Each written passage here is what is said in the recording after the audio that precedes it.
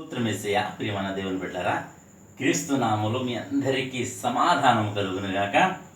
ఆమేన్.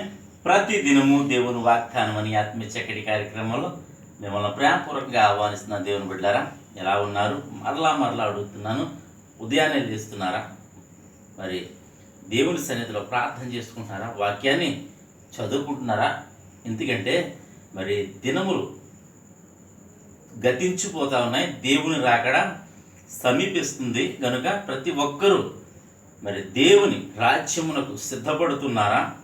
తద్వారా మనకు క్షేమము, సమాధానము, నిత్య జీవము గనక ప్రతి ఒక్కరూ దేవుని సన్నిధిలో ఒక ఆశీర్వాదం కోసమే కాదు కానీ పరలోక రాజ్యం కోసం కూడా మనం ఎదురు చూసేవారిగా ఉండాలి కనుక అది ఎప్పుడు సాధ్యం అంటే దేవుని సన్నిధిలో గడపడం, దేవునికి దగ్గరగా జీవించడమే దానికి మార్గం అని తెలియజేస్తూ ప్రతి దినము దేవుని వాగ్దానం అని ఆత్మీయ చక్కటి కార్యక్రమంలో వాగ్దానాన్ని చదువుకుందని చదువుతున్నాను. యెషయా గ్రంథము 9వ అధ్యాయము 7వ వచనం.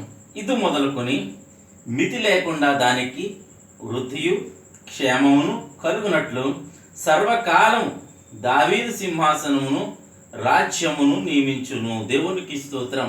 చక్కటి వాగ్దానం ద్వారా ఈ దినము మరి దేవుడు నీతో నాతో మాట్లాడుతున్నాడు, ఎంతో మరి ప్రేమిస్తున్నాడు కనుకనే ప్రభు మరి ఇట్టి వాగ్దానాల ద్వారా దేవుడు మనల్ని బలపరుస్తూ ఉన్నాడు కనుక ఏమంటున్నాడంటే, ఒకవేళ నీ జీవితంలో అన్నీ అయిపోయినవి అని నువ్వు అనుకోవచ్చు.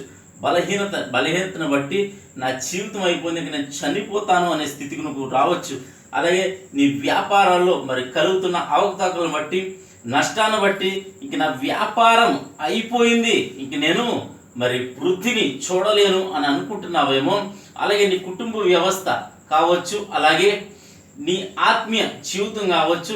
ఒకవేళ దేవునితో నువ్వు నడుస్తూ ఒకవేళ ఏ విషయంలో ఒకవేళ పడిపోతే ఇంక నా జీవితం అయిపోయింది, ఇంక నా ఆత్మీయ జీవితాన్ని నేను కట్టుకోలేనని ఒకవేళ నువ్వు అనుకుంటే నీకు శుభవార్త ఏంటంటే ప్రభు ఇస్తున్న వాగ్దానం అంటే ఇది మొదలుకొని మితి లేకుండా దానికి వృద్ధి కలిగజేస్తాను. దేవునికి స్తోత్రం. నీ ప్రతి వ్యాపారము ఆయన దీవించబోతున్నాడు.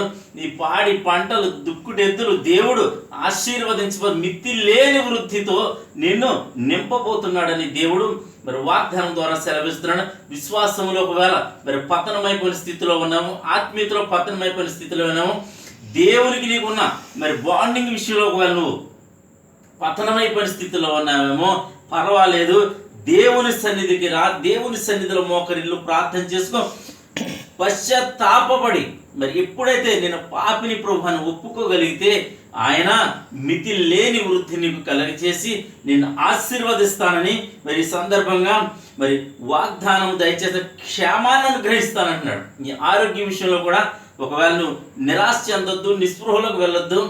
దేవుడు నిన్ను బలపరచనై ఉన్నాడు. ఈ దినం ఒకవేళ నేను నిలబడి చెప్పగలుగుతున్నానంటే కేవలం దేవుని కృప. ఎందుకంటే నేనును మరి బలహీనతలను బట్టి చనిపోవలసిన వాడిని, కానీ దేవుని కృప నన్ను నిలబెట్టుకుని ఈ దినం మీకు మరి ఈ వాగ్దానాన్ని అందించడానికి కృప చూపించిన దేవుడే నజరేయుడైన యేసు క్రీస్తు కనుక ఆయననే మరి మీరు గట్టిగా పట్టుకుని విశ్వాసంతో మరి ప్రార్థించండి, దేవుని సన్నిధిలో గడపండి.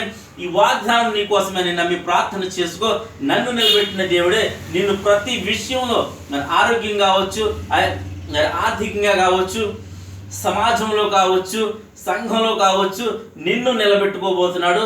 నిన్ను అనేక జనములకు వెలుగుగా చేయబోతున్నాడు అని తెలియజేస్తూ దేవుడి మాటలు దీవించునుగాక.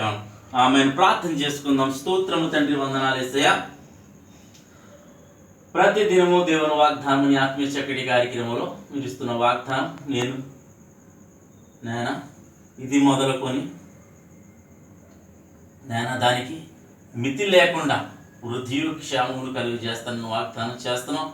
ఎంతమంది ప్రజలు నా తండ్రి ఈ ప్రార్థనలు ఎక్కువిస్తున్నారు, యూట్యూబ్ ద్వారా, షేర్ చాట్ ద్వారా, ఫేస్బుక్ ద్వారా. నా తండ్రి ప్రతి ఒక్కరి జీవితాల వాగ్దానాన్ని నెరవేర్చమని, రోగులుంటే స్వస్థపరచమని, ఆయా సమస్యల్లో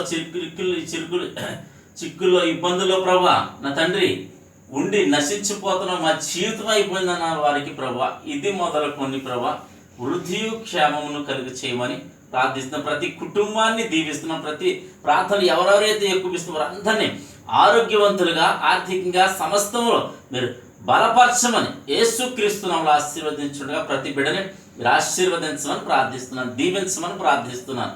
అయ్యా నాయన ఆత్మీయతలో నాయన పతనం అయిపోయిన ఆత్మీయతలో నడిపించండి. సంఘంలో ప్రభా స్థిరపరచండి. అలాగే ప్రభా నా తండ్రి రోగులుంటే స్వస్థపరచండి. ప్రభా అప్పుల్లో ఉన్నవారికి అప్పుల నుంచి విడిపించండి. ఉద్యోగంలో వీళ్ళకి ఉద్యోగాలు దయచేయండి. యవనస్తులకు చక్కటి సంబంధాలను గ్రహించమని, గర్భఫలాన్ని గర్భఫలాలు దయచేయమని ప్రార్థిస్తున్నాం ప్రభా. అలాగే తండ్రి ఎంతమంది ప్రజలు నా తండ్రి దినం పెళ్లి రోజులు కానీ పుట్టినరోజు కానీ జరిపించుకొనిచున్నారు. ప్రతి బిడ్డకి క్షేమాన్ని, సమాధానాన్ని, సంవత్సరం అంతా దయకిరీటాన్ని దయచేయమని, అలాగే ప్రభా దినం నీ బిడ్డలో చేయి ప్రయాణంలో ప్రయత్నాలు రాకపోకల్లో మీరే తోడండి, మహిమ పొందమని, సంఘాలని సేవకులను అందరినీ కూడా జ్ఞాపకం చేసుకుని దీవించమని ఏస్తున్నా పెట్టడుచున్న పరమ తండ్రి ఆమేన్. నేను నమ్ముతున్నాను ప్రియమంది కూడా ప్రభు నీతో మాట్లాడి నేను బలపరిచారని ప్రతి ఒక్కరుని ఈ వీడియోని నలుగురికి షేర్ చేయడం, తద్వారా ఈ సువార్తను మరి ఈ వాగ్దానం ప్రతి ఒక్కరితో మరి ప్రతి ఒక్కరికి అందుతుంది. తద్వారా ప్రతి ఒక్కరూ బలపడతారు కనుక షేర్ చేయండి, సబ్స్క్రైబ్ చేయండి. అలాగే మీ ప్రార్థన అవసరత కామెంట్ రూపంలో తెలియచేయండి. దేవుడు నిన్ను కుటుంబాన్ని దీవించును గాక. ఆమేన్.